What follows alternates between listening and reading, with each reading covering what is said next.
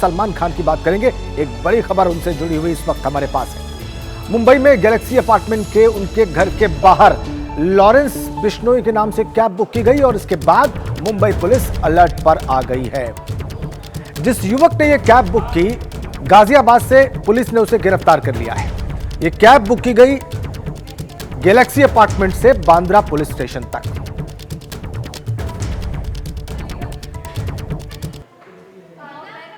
Lawrence Bishnoi के नाम से कैब बुक की गई। सलमान खान के घर के बाहर तुरंत मुंबई पुलिस अलर्ट पर आ गई। गैलेक्सी अपार्टमेंट से बांद्रा थाने तक ये बुकिंग थी। जिस नाम से बुकिंग थी वो नाम था लॉरेंस बिश्नोई। और जैसे ही ये कैब बुक हुई, पुलिस मुंबई में अलर्ट पर आ गई। जिस युवक ने ये कैब बुक की थी उसको यूपी के गाजियाबाद से पुलिस ने गिरफ्तार कर लिया है। बताया हमने आपको, ये कैब लॉरेंस बिश्नोई के नाम से बुक की गई थी और गैलेक्सी अपार्टमेंट से बांद्रा पुलिस स्टेशन तक बुक की गई थी। इन 3 तस्वीरों में दहशत और राहत की पूरी कहानी है, लेकिन इस मामले में जांच पूरी भी नहीं हुई थी। लॉरेंस के नाम पर डराने की एक और घंटी बज गई, वो भी सलमान के घर के बाहर। जानकारी के मुताबिक सलमान के घर गैलेक्सी अपार्टमेंट के बाहर एक कैब आकर रुकी। बताया गया कि ये कैब लॉरेंस बिश्नोई के नाम पर बुक की गई थी। वॉचमैन के होश उड़ गए। उसने इसकी जानकारी तुरंत ही पुलिस को दी, जिसके बाद पुलिस ने इस कैब को बुक करने वाले गाजियाबाद के रोहित त्यागी को गिरफ्तार कर लिया। लॉरेंस बिश्नोई लगातार सलमान खान के खिलाफ जहर उगलता है। अब तो उसके भाई ने भी मोर्चा खोल दिया। इसीलिए जब लॉरेंस की कैब कहानी सामने आई तो मुंबई पुलिस अलर्ट हो गई। शुरुआती पूछताछ में 20 साल के आरोपी रोहित त्यागी ने बताया कि उसने मौज मस्ती में कैब बुक की थी ताकि उसे कम समय में ज्यादा शोहरत मिल सके। सलमान के घर पर फायरिंग करने के आरोपी की गिरफ्तारी के बाद शिंदे ने सलमान और उनके परिवार की सुरक्षा की गारंटी ली थी। कल पहले दौर का मतदान संपन्न हो गया और ओवरऑल 62% मतदान हुआ। अब 26 अप्रैल को दूसरे दौर का मतदान होना है और इसके लिए सभी पार्टियां पूरे जोर शोर से प्रचार कर रही हैं। इसी बीच केंद्रीय गृह मंत्री अमित शाह के एक बयान ने सियासी गर्मी बढ़ा दी है। 26 अप्रैल को दूसरे दौर की वोटिंग होनी है और उसके ठीक पहले एक बयान दिया गृह मंत्री अमित शाह ने और उसके बाद राजनीतिक गर्मी, राजनीतिक तापमान बढ़ गया है। ये बड़ी खबर। पहले चरण में कुल 62.57% मतदान हुआ। 62% से मतदान ज्यादा हुआ है पहले दौर में। फर्स्ट राउंड में 16 करोड़ वोटर्स ने 1625 उम्मीदवारों की किस्मत का फैसला तय कर दिया है। कल 21 राज्यों की 102 सीटों पर 62% से ज्यादा मतदान हुआ। त्रिपुरा में सबसे ज्यादा करीब 80%, पश्चिम बंगाल में करीब 78% वोट पड़े। मध्य प्रदेश की 6 सीटों पर 63% मतदान हुआ। सबकी दिलचस्पी यूपी की 8 सीटों पर हुई वोटिंग को लेकर भी थी, जहां 58% के करीब मतदान हुआ। सबसे कम वोटिंग राजस्थान और बिहार में हुई। बिहार की 4 सीटों पर सिर्फ 47.5% वोटिंग हुई। पहले चरण में वोटिंग के बाद प्रधानमंत्री मोदी ने सभी वोटर्स को शुक्रिया कहा और ये भी दावा किया कि रिकॉर्ड संख्या में जनता एनडीए को वोट दे रही है। वहीं पहले दौर के बाद अमित शाह के एक बयान ने भी सियासी तपिश बढ़ा दी है। गर्मी का ग्राफ जितना ऊपर जाएगा, भाजपा की सीटों का ग्राफ भी ऊपर जाने वाला है। 26 अप्रैल को दूसरे दौर का मतदान होना है और तमाम पार्टियां पूरी ताकत के साथ चुनाव प्रचार में लगी हुई हैं। प्रधानमंत्री मोदी आज चुनाव प्रचार करेंगे। राजस्थान और कर्नाटक में हुंकार भरेंगे। इधर विपक्ष की अगर बात करें तो ज्वाइंट रैली होगी राहुल गांधी की और अखिलेश यादव की। आपको याद है कि इससे पहले वो ज्वाइंट प्रेस कॉन्फ्रेंस कर चुके हैं। आज ज्वाइंट रैली करने जा रहे हैं, तो प्रचार में पूरी ताकत झोंक दी है सभी पार्टियों ने और तमाम बड़े राजनेताओं ने दूसरे चरण के मतदान से पहले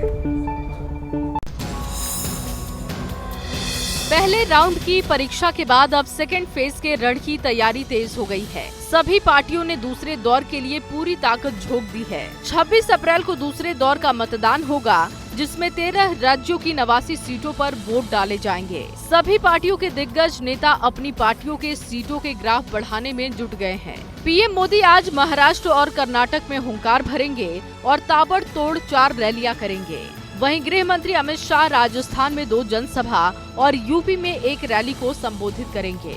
यूपी के सीएम योगी आदित्यनाथ राजस्थान में 3 जगह चुनाव प्रचार करेंगे। दूसरे चरण के लिए कांग्रेस भी पूरी तैयारी के साथ मैदान में उतर चुकी है। कांग्रेस सांसद राहुल गांधी और समाजवादी पार्टी के अध्यक्ष अखिलेश यादव आज यूपी के अमरोहा में ज्वाइंट रैली करेंगे। इसके अलावा राहुल गांधी बिहार के भागलपुर में भी पब्लिक मीटिंग करेंगे। वहीं कांग्रेस महासचिव प्रियंका गांधी केरल में 2 रैलियां करेंगी। दिल्ली की सियासत की बात करते हैं। कल कोर्ट में दिल्ली के मुख्यमंत्री अरविंद केजरीवाल के खाने का हिसाब हुआ। आम आदमी पार्टी ने आरोप लगाया कि उनकी सेहत के साथ जेल में खिलवाड़ हो रहा है और बीजेपी का यह कहना है, बीजेपी इस तरीके से घेर रही है कि नवरात्र में अरविंद केजरीवाल ने अंडा खा लिया है।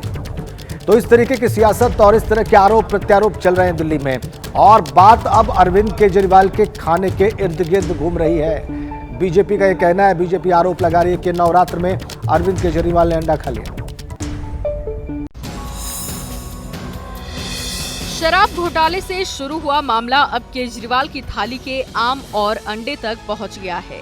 ईडी ने कोर्ट में आरोप लगाया था कि केजरीवाल जेल में रोज आम खा रहे हैं, लेकिन केजरीवाल के वकील ने कोर्ट को जानकारी दी कि जब से केजरीवाल जेल में बंद हैं, तब से केवल 48 बार उनके घर से खाना गया है, जिसमें से सिर्फ 3 बार आम भेजे गए थे। केजरीवाल के वकीलों ने ग्लाइसेमिक इंडेक्स का हवाला देते हुए बताया कि आम डायबिटिक पेशेंट के लिए खराब नहीं है। डायबिटीज का पेशेंट आम खा सकता है। वहीं आम आदमी पार्टी ने एक बड़ा आरोप लगाया, जबकि शुगर और आम पर जारी बहस के बीच बीजेपी ने मामला अंडे तक पहुंचा दिया कि अगर अरविंद केजरीवाल जी ने एप्लीकेशन डाली कि उनको उनकी इंसुलिन दी जाए, तो क्यों केंद्र सरकार उसका विरोध कर रही थी? एक बात जो मुझे बहुत ही चकमे में लाती है और आश्चर्यचकित करती है, वो ये कि नवरात्रि के दिन भी वो अंडा क्यों खा रहे थे। बड़ी अपडेट के साथ, और ये अपडेट बड़ी बात पंजाब के संगरूर से बात सामने आ रही है। वहां पर जेल में खूनी खेल हो गया है। 13 कैदियों में आपस में खूनी झड़प हो गई और इसमें 2 की मौत की खबर है। ये बड़ी खबर पंजाब के संगरूर से इसमें मिल रही है। अब ये क्यों हुआ, जब आप ये जानेंगे तो हैरान रह जाएंगे। लेकिन संगरूर की जेल में खूनी खेल हुआ है, कैदी आपस में भिड़ गए और इसमें 2 कैदियों की जान भी चली गई।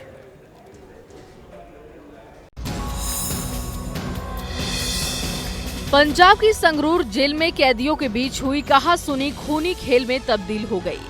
मारपीट के दौरान घायल हुए 2 कैदियों ने अस्पताल पहुंचने से पहले ही दम तोड़ दिया। ਸਾਡੇ ਕੋਲ ਟੋਟਲ 4 ਪੇਸ਼ੈਂਟ ਆਏ ਸੀ ਡਿਸਟ੍ਰਿਕਟ ਜੇਲ੍ਹ ਚੋਂ। ਪੁਲਿਸ ਦੇ ਉਹਨਾਂ ਦੇ ਡਾਕਟਰ ਸਾਹਿਬ ਲੈ ਕੇ ਆਏ ਸੀਗੇ। ਉਹਨਾਂ ਦੇ ਵਿੱਚੋਂ 2 ਪੇਸ਼ੈਂਟਸ ਤਾਂ ਬ੍ਰੌਡ ਡੈਡ ਸੀਗੇ ਪਹਿਲਾਂ ਹੀ। 2 ਪੇਸ਼ੈਂਟ ਸੀਰੀਅਸ ਸੀਗੇ, ਉਹਨਾਂ ਦਾ MLR ਕਰके ਅਸੀਂ ਉਹਨਾਂ ਨੂੰ ਪਟਿਆਲੇ ਰੱਖਤਾ। बताया जा रहा है कि कैदियों के 2 गुटों के बीच मारपीट हुई थी। एक गुट में 9 कैदी थे, जबकि दूसरे गुट में कैदियों की संख्या सिर्फ 4 थी। 2 कैदियों की हालत गंभीर है, जिन्हें हायर सेंटर रेफर किया गया है। ਇਹ ਹਾਲੇ ਤੱਕ ਵੀਡੀਓ ਫੁਟੇਜ ਅਸੀਂ ਜਿਹੜੀ ਵਾਚ ਕਰਾਂਗੇ। ਵੀਡੀਓ ਫੁਟੇਜ ਵਾਚ ਕਰਨ ਤੋਂ ਬਾਅਦ ਜੋ ਵੀ ਉਹਨਾਂ ਦੇ ਵਿੱਚ ਜਿਹੜੇ ਬੰਦੇ ਆਇਡੈਂਟੀਫਾਈ ਹੋਣਗੇ ਉਹਨਾਂ ਦੇ ਖਿਲਾਫ। अब सवाल ये उठ रहा है कि आखिरकार जेल में कैदियों के बीच झड़प हुई क्यों? क्या जेल प्रबंधन कभी इस राज से पर्दा उठा पाएगा? मौसम की बात करेंगे। बड़ी खबर यह है कि तपती गर्मी के बीच में बारिश और तूफान ने उत्तर भारत में कहर बरपा दिया है। उत्तर भारत के कई राज्यों में इसका असर है, चाहे वो पंजाब हो, हिमाचल हो, हरियाणा हो। इन सब जगहों पर तूफानी बारिश हुई है और इसकी वजह से मौसम का मिजाज बदला है। ओले गिरे हैं पंजाब में और हरियाणा में कई जगहों पर, और इसकी वजह से खड़ी फसलें तबाह हो गई हैं। उत्तर प्रदेश में, पश्चिमी उत्तर प्रदेश में भी कुछ ऐसा ही हाल नजर आया मौसम का।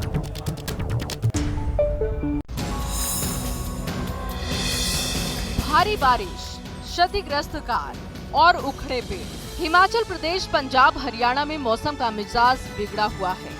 मौसम विभाग के येलो अलर्ट के बीच शुक्रवार को कई स्थानों पर बारिश हुई। कई जगह में अंधड़ चलने से नुकसान भी हुआ। मनाली में तूफान की वजह से पेड़ गिर गया। भूतनाथ मंदिर के पास कई कारें क्षतिग्रस्त हो गई। हरियाणा के करनाल में भारी बारिश और ओलावृष्टि की वजह से किसानों की कटी हुई फसलों को नुकसान हुआ। इधर जम्मू कश्मीर के पुंछ में तेज हवा और बारिश की वजह से कलानी और चकतो गांव को जोड़ने वाला पुल क्षतिग्रस्त हो गया।